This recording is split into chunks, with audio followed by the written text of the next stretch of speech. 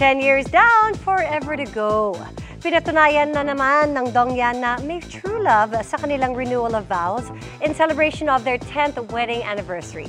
Ang intimate ceremony dinaluhan din ng kanilang mga anak na sina Zia at Sixto. Makichika kay Aubrey Carampel. Katabi ko po ang pinakamamahal kong lalaki at ang saya-saya ko talaga. Thank you for loving me so much and I love you.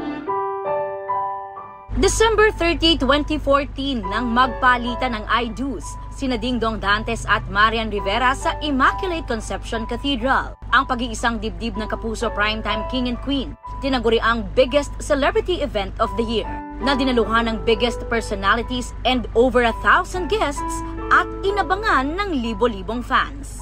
At 10 years after the Kapuso Royal Wedding, bumalik sina Dongyan sa simbahan kung saan sila ikinasal. Sa kanilang 10th wedding anniversary, nag-renew ng wedding vows ang Kapuso Royal couple in an intimate ceremony. Emosyonal si Marian while walking down the aisle in a simple white dress, hawak ang bouquet of white flowers. Si Dong, dapper as usual. At this time, hindi na lang sina Mr. and Mrs. Dantes ang lumakad sa aisle, kundi kasama na rin nila ang mga anak na sina Zia at Sixto. The ceremony concluded with a sweet and heartfelt kiss ng Dongyan.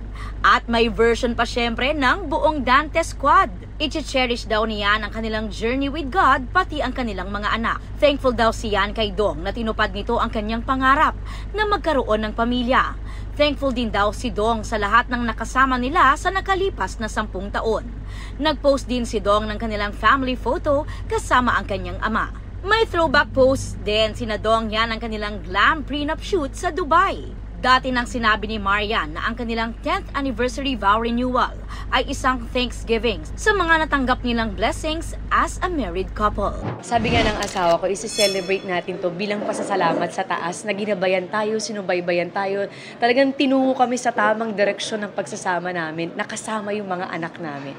So gagawin namin to na alam mo yun, na magiging thankful kami sa kanya, sa ginawa niya sa amin, sa biyaya na sa 10 taon namin pagsasama. Aubrey Carampel, updated showbiz happenings.